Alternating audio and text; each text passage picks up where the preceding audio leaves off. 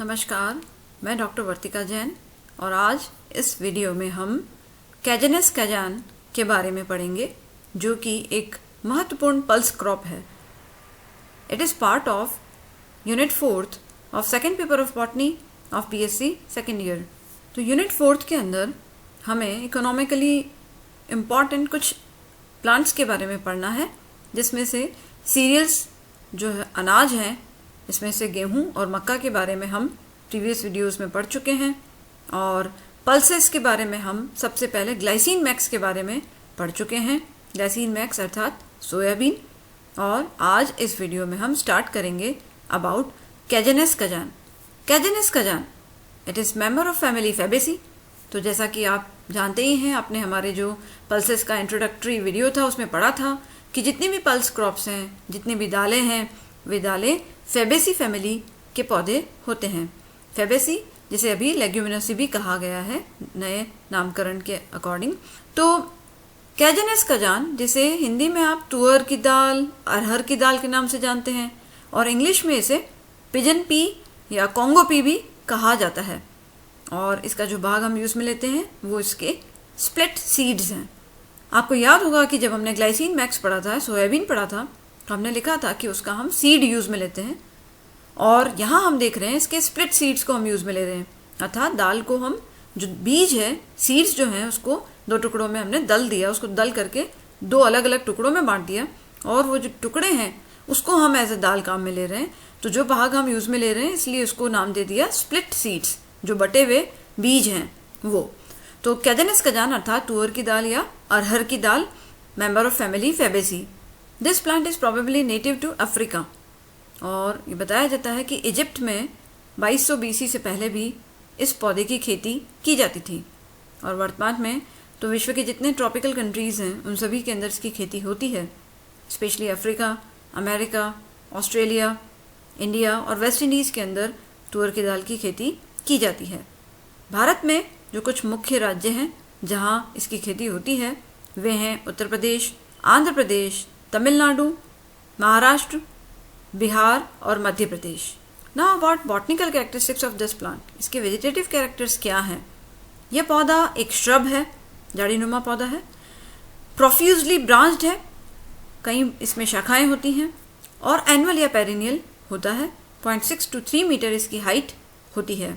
इसकी पत्तियाँ ट्राइफोलिएट होती हैं, त्रिपर्णकी, क्योंकि जो हमने देखा फैबेसी फैमिली का कैरेक्टर है, मोस्टली जितने भी फैबेसी के मेंबर्स हैं सब में ट्राइफोलिएट लीव्स मिलती हैं। For example methi, for example Palash, glycine max यानी सोयाबीन में भी हमने वही देखा था। तो ट्राइफोलिएट लीव्स तुअर की दाल के भी होती हैं, और पत्तियाँ स्टिपुलेट होती हैं, अर्थात अनुपर्ण उपस्थित होते हैं, पत्ती के कक्ष में अनुपर्ण उपस्थित होते हैं। इन्फ्लोरेसेंस, इसका पुष्पक्रम एक्सिलरी कोरिम्बोज रेसिम होता है, which forms a terminal panicle, और फूल पीले रंग के या पर्पल रंग के, बैंगनी रंग के फूल इस पे लगते हैं। इसका फल, जो कि फैबेसी फैमिली का है, पॉड वही होता है, फलियाँ यानी फलियाँ इस पे लगती हैं, और वो फलियाँ 5 से 10 सेंटीमीटर लंबी होती हैं, and they are constricted obliquely between the seeds. तो जो बीज हैं उनके बीच में ये संकीर्णित होती हैं। अब बीज कैसे हैं? बिकॉज हम लोग जो इस्तेमाल ले रहे हैं उसके बीज इस्तेमाल ले रहे हैं। तो बीज डार्क चॉकलेट रेड कलर के होते हैं, और उस पे जो बीज पत्र होते हैं वो हल्के येलो रंग के होते हैं, और इन्हीं बीजों को हम 2 पार्ट्स में डिवाइड करके और इसको हम दाल के रूप में इस्तेमाल लेते हैं। Now what are the important climatic requirements to grow this crop? वैसे ये crop wide variety of soils के अंदर इजीली ग्रो करती है, परंतु अगर रेतीली मिट्टी है या क्लेई लोम सॉइल है, तो चिकनी दोमट मिट्टी, तो उसके अंदर ये पौधा अच्छे से ग्रो करता है। और वैसे ये ड्राउट रेजिस्टेंट है, सूखे के प्रति प्रतिरोधी है, तो ड्राई एरियाज में इजीली ग्रो करती है, और वार्षिक वर्षा का औसत अगर लेस देन 65 सेंटीमीटर है तो भी उस एरिया में ये इजीली ग्रो कर जाती है। तो ये एक इम्पॉर्टेंट प्लांट है जो कि ड्राउट रेजिस्टेंट है। Now what are the cultivation processes to grow this crop? तो यह crop rain fed kharif crop है, खरीफ की फसल है। भारत में जून और जुलाई में इसको बोया जाता है, और या तो इसको प्योर क्रॉप के रूप में भी किया जा सकता है या मिक्स्ड क्रॉप के रूप में भी इसको ग्रो कर सकते हैं। यानी खेत में तुअर की दाल के पौधों के अलावा सोरगम, जवार लगा दिया, मिलेट्स लगा दी, कुछ तिल्ली लगा दी, कॉटन यानी कपास के पौधे लगा दिए, मक्का या मूंगफली के पौधे भी लगा करके इनके साथ में तुअर की दाल के पौधों को ग्रो किया जा सकता है। और जनरली जो प्योर क्रॉप्स होती हैं उसके लिए इसको 2.5 से 5 सेंटीमीटर गहरी पंक्तियों में ग्रो किया जाता है। और जो मिक्स्ड क्रॉप्स होती हैं तो उसमें उसको 1.2 to 2.1 मीटर की रो डिस्टेंस के आधार पे इसको ग्रो किया जाता है depending on the associated crop. Harvesting इसकी जनवरी से मार्च के दौरान होती है। कब होती है? जब फलियां मैच्योर हो चुकी होती हैं। तब प्लांट्स को अबोव ग्राउंड 7.5 to 20 सेंटीमीटर की लेंथ पे उसे काट लिया जाता है। पत्तियां भी गिरना शुरू कर देती हैं और उसके बाद इसकी जो फलियां हैं जनरली इसकी एट मैच्योरिटी पे this pods they do not shatter their seeds. Even वो रफली हैंडल करोगे तो वो इजीली बाहर नहीं निकलते हैं। और इसके लिए इसकी जो थ्रेशिंग है, थ्रेशिंग कराने के लिए एक वेल कंस्ट्रक्टेड फ्लोर बनाया जाता है, फर्श, और उसके ऊपर पौधों को डाल दिया जाता है और फिर जो मवेशी हैं उनके पैरों के तले उसकी ट्रैम्पलिंग करवाई जाती है ताकि सीड्स जो हैं वो सेपरेट हो जाएं। और बाद में सीड्स और चैफ को विनोइंग के द्वारा आप उसको सेपरेट कर सकते हैं। तो this is the process to procure the seeds. Now what is the process to prepare pulse from this seeds? तो ये जो बीज हैं इनसे हमको अब दाल बनानी है। उसके लिए 2 तरीके हैं, ड्राई मेथड का भी प्रयोग किया जाता है और वेट मेथड का भी प्रयोग किया जाता है। तो ड्राई मेथड जो नाम से ही पता चल रहा है कि जिसके अंदर शुष्क उष्मा दे करके पल्स को तैयार किया जा रहा है। तो सीड्स को यहाँ पे पहले सूरज की रोशनी में सुखाया जाता है फॉर 3 to 4 डेज और उसके बाद मिल में उसको स्प्लिट कर लिया जाता है।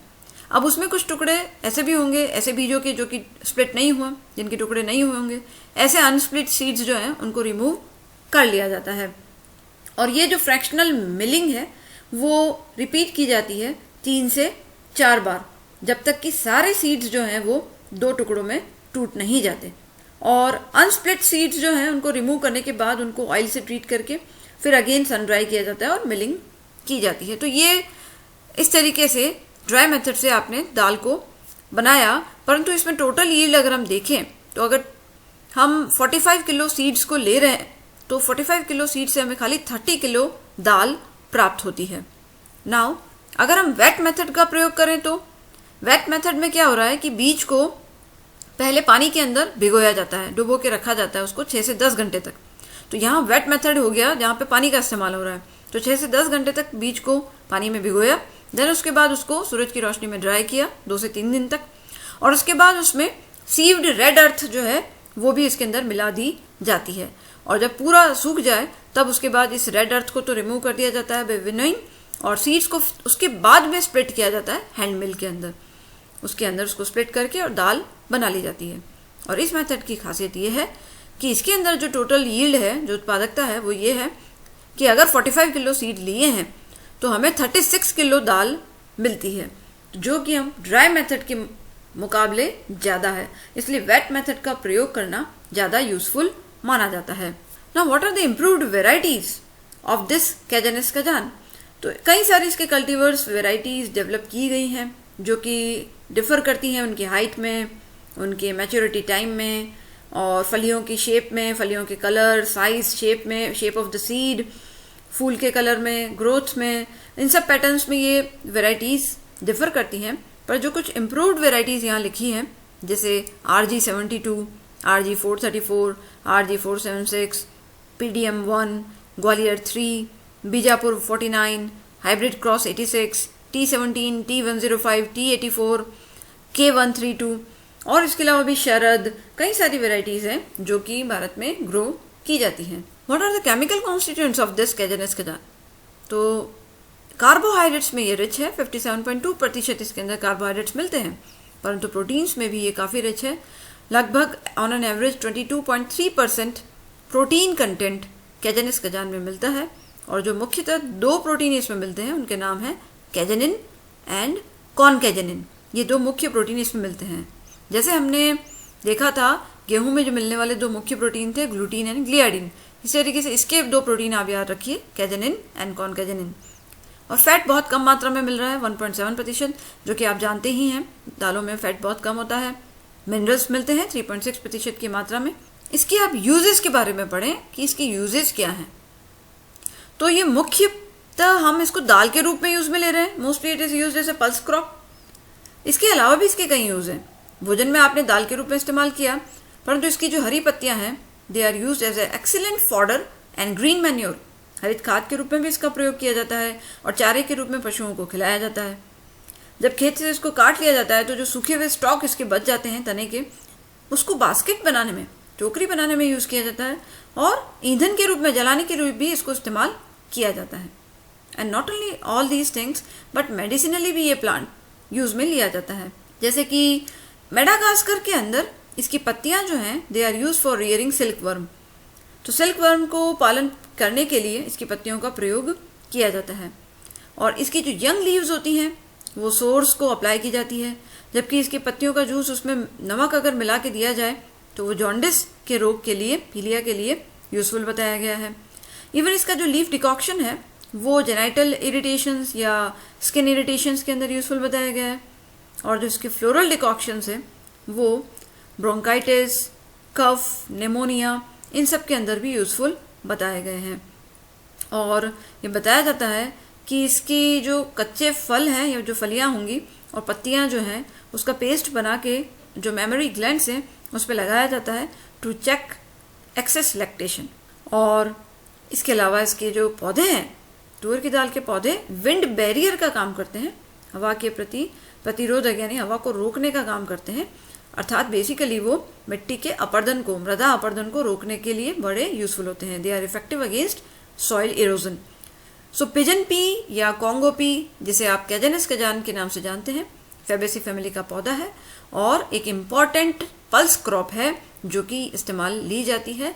तो आपके यहाँ पर हमारे दोनों ही इम्पॉर्टेंट पल्स क्रॉप्स जो आपके कोर्स में मेंशन है, दोनों आज यहाँ समाप्त होते हैं। पहला हमने पढ़ा glycine max and the second is Cajanus cajan. Thank you very much.